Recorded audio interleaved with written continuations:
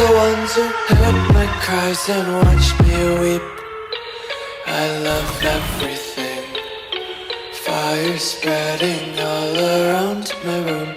My world's so bright, it's hard to breathe, but that's alright. Hush. Halo, selamat pagi, selamat siang, selamat malam semuanya. Kembali lagi sama saya di channel YouTube saya yang sangat-sangat sedikit subscribernya. Belum ada yang subscribe. Ya, jadi langsung aja. Apa tujuan saya di sini? Yaitu untuk menjelaskan data mining, lebih spesifiknya pengambilan metode SVM. Nah, sebelumnya perkenalkan saya dulu. Saya Fikrul Aifa, biasa dipanggil Icul. Saya berkuliah di Universitas Semarang. Nah, tujuannya saya membuat video ini itu awalnya untuk membuat tugas yang diberikan oleh Pak dosen, dan kemudian saya upload di sini. Hitung-hitung juga untuk membagikan ilmu yang saya punya kepada kalian yang sudah menontonnya. Langsung saja ya. Gak tahu mau ngomong apa. Nah, yang pertama ini saya akan menjelaskan tentang data mining dulu itu apa. Di sini ada dua pengertian data mining. Data mining adalah suatu proses ekstraksi atau penggalian data dan informasi yang besar yang belum diketahui sebelumnya. Data mining menggambarkan sebuah pengumpulan teknik-teknik dengan tujuan untuk menemukan pola-pola yang tidak diketahui pada data yang telah dikumpulkan. Dapat dipahami dan berguna dari database yang besar, serta digunakan untuk membuat suatu keputusan bisnis yang sangat penting. Nah, pentingnya kita untuk mengetahui data mining ini itu banyak. Selain mudah untuk membuat suatu keputusan bisnis yang sangat penting, dan juga dapat digunakan untuk lainnya. Jadi nanti kita akan mengetahui contoh untuk membuat data yang lainnya. Ada tugas dan tujuan data mining sendiri, yaitu goal utama sendiri adalah membuat prediksi dan deskripsi. Data mining digunakan untuk menjelaskan beberapa kondisi penelitian. Data mining digunakan untuk mempertegas hipotesis. Data mining digunakan untuk menganalisa data untuk hubungan yang baru yang tidak diharapkan. Kemudian, fungsi data mining sendiri. Yang pertama ada classification, atau menyimpulkan definisi-definisi karakteristik sebuah grup. Clustering, mengidentifikasikan kelompok-kelompok dari barang-barang atau produk yang mempunyai karakteristik khusus. Association, mengidentifikasikan hubungan antara kejadian-kejadian yang terjadi pada suatu waktu, seperti isi-isi dari keranjang belanja. Sequencing, mengidentifikasikan hubungan-hubungan yang berbeda pada suatu periode waktu tertentu, seperti pelanggan-pelanggan yang mengunjungi supermarket secara berulang-ulang. Ada forecasting, memperkirakan nilai pada masa yang akan datang berdasarkan pola-pola dengan sekumpulan data yang besar, seperti peramalan permintaan pasar. Fungsinya ada peramalan permintaan pasar. Itu cukup berguna ya bagi untuk seorang pebisnis untuk mengerti fungsi data mining ini sendiri. Nah, di data mining ini sendiri ada cara algoritmanya, dan itu berbeda-beda caranya. Namun ada top 10 algoritma data mining yang biasa digunakan oleh orang-orang. Ada C4.5, K-mean, a priori algoritma, EM algoritma, PageRank, K-nearest neighbors atau KNN, naive Bayes, chart, kemudian ada boost. Kemudian yang akan saya bahas di sini adalah metode algoritma data mining SVM yang ke-10. Nah, ini sudah muncul. Maaf, jadi saya menunggu animasinya muncul. Twing, muncullah SVM. Langsung, SVM sendiri mempunyai singkatan Support Vector Machine. Nah, di sini ada pengertiannya. SVM sendiri merupakan salah satu metode klasifikasi dalam data mining. Suatu teknik untuk melakukan prediksi baik dalam kasus klasifikasi maupun regresi. SVM memiliki prinsip dasar linear classifier, yaitu kasus klasifikasi yang secara linear dapat dipisahkan. Namun, SVM telah dikembangkan agar dapat bekerja pada problem non-linear dengan memasukkan konsep kernel pada ruang kerja berdimensi tinggi. Jadi, data mining ini sendiri itu sudah banyak perkembangan ya. Makanya bisa digunakan untuk seorang pebisnis untuk menganalisis sesuatu apapun itu. Pada ruang berdimensi tinggi akan dicari hyperplane yang dapat memaksimalkan margin antara kelas data. Pada permasalahan yang kompleks atau permasalahan dengan parameter yang banyak, metode ini sangat baik untuk digunakan.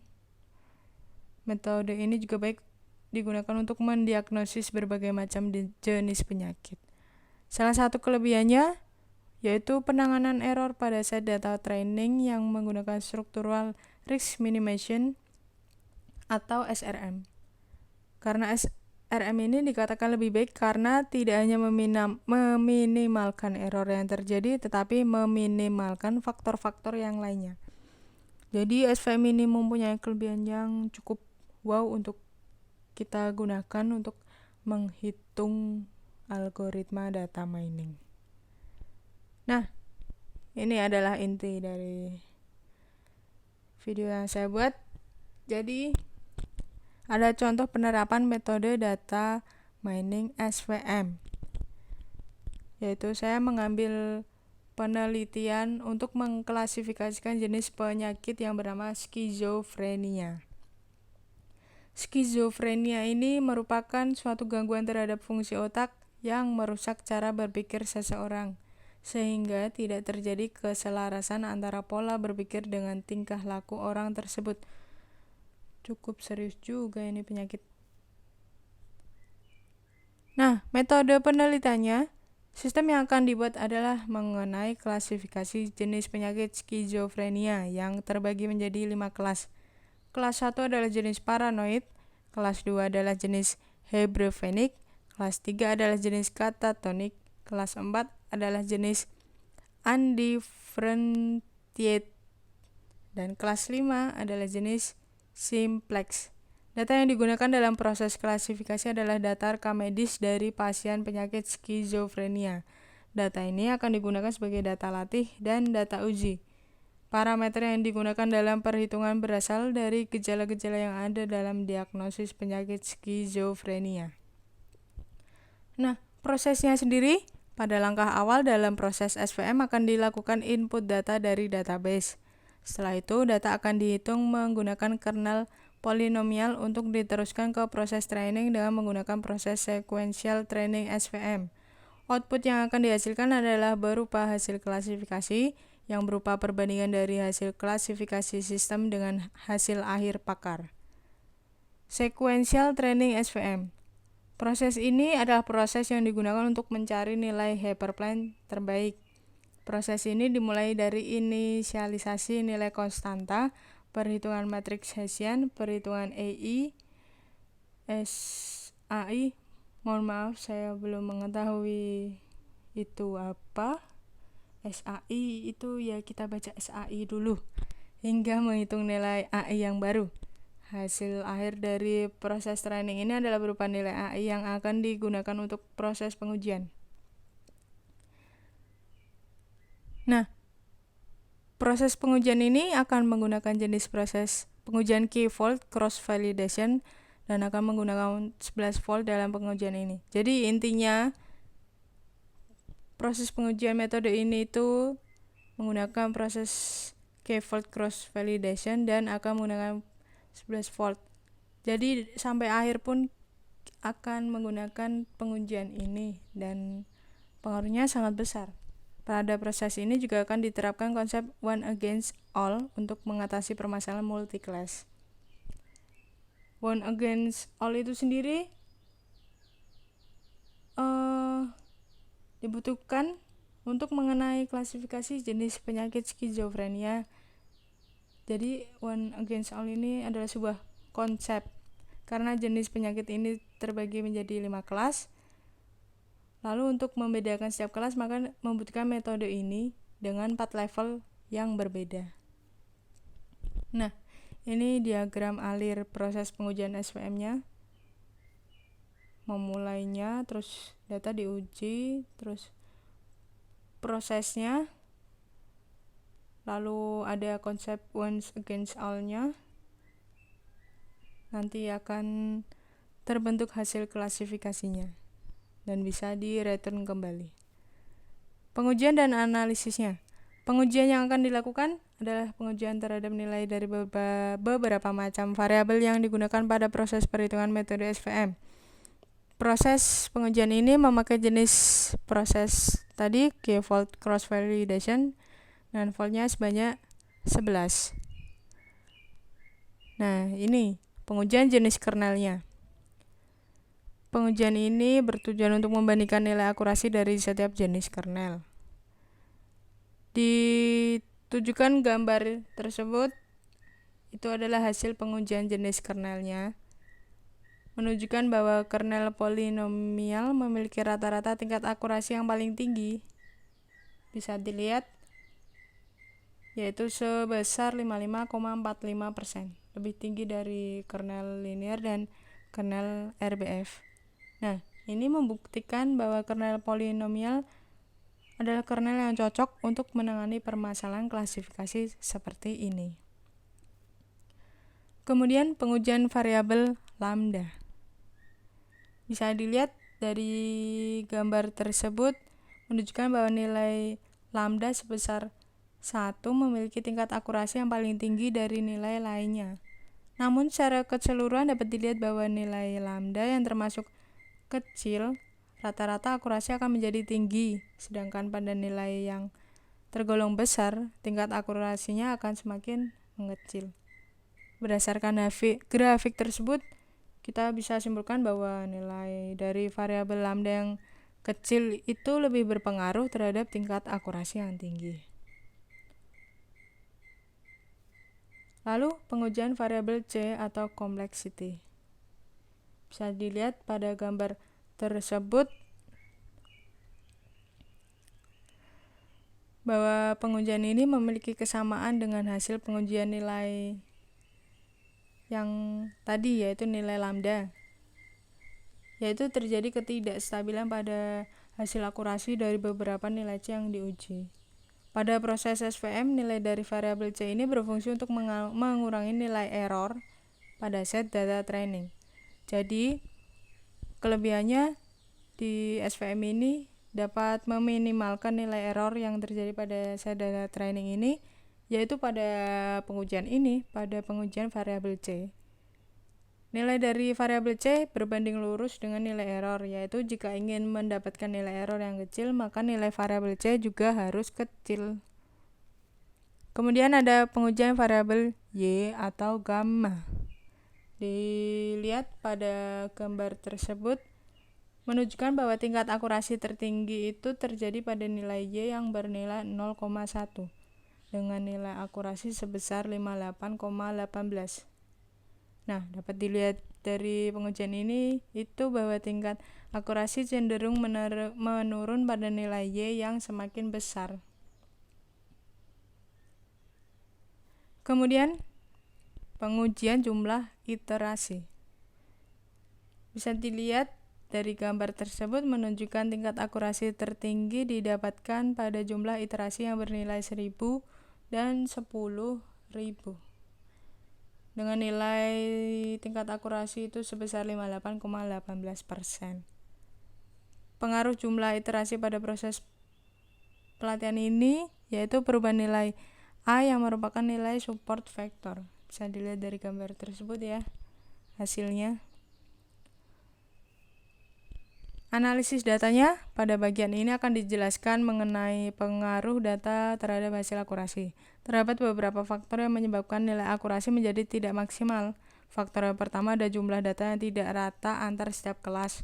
Contohnya, data kelas 1 itu berjumlah 32, data kelas 2 berjumlah 30, data ketiga berjumlah 14, dan data keempat 5 itu berbeda-beda. Hal ini menyebabkan data yang digunakan sebagai data pembelajaran tidak seimbang karena salah satu kelas memiliki data lebih banyak. Faktor yang kedua adalah variasi pola data pada satu kelas yang sangat beragam dan tidak memiliki pola yang tetap. Kesimpulannya, algoritma support vector machine ini dapat diterapkan pada klasifikasi jenis penyakit skizofrenia. Dan jenis penyakit ini dibagi ke dalam 5 jenis penyakit. Hasil pengujian yang didapatkan dengan melakukan pengujian yang tadi yaitu k-fold cross validation, dan fold yang digunakan itu sebanyak 11. Tingkat akurasi tertinggi yang didapatkan pada penelitian ini adalah 59,09%. Dengan nilai variabel tersebut ya bisa dilihat pada slide tersebut, dan juga menggunakan kernel polinomial karena tingkat akurasi yang tertingginya terdapat pada kernel polinomial. Hasil akurasi pada penelitian terbilang cukup rendah. Hal yang menyebabkan akurasi rendah itu karena data yang digunakan itu tidak rata pada setiap kelas, dan juga pola pada setiap kelas berbeda-beda sehingga sulit untuk menentukan pola yang terbaik. Jadi itu adalah pembahasan singkat tentang metode data mining support vector machine, dan bisa dibuktikan cocok untuk mendiagnosa sebuah jenis penyakit yang dilakukan dalam beberapa pengujian tentunya. Untuk itu, untuk mengakhiri video, terima kasih yang sudah menonton. Semoga dapat bermanfaat apa yang sudah saya sampaikan. Dan jangan lupa subscribe channelnya untuk menunggu video-video yang lainnya dari saya. Dan terima kasih juga untuk dosen Universitas Semarang, dosen mata perkuliahan data mining. Terima kasih untuk Pak Saiful, dan kurang lebihnya mohon maaf apabila ada salah kata dan yang tidak berkenan. Terima kasih.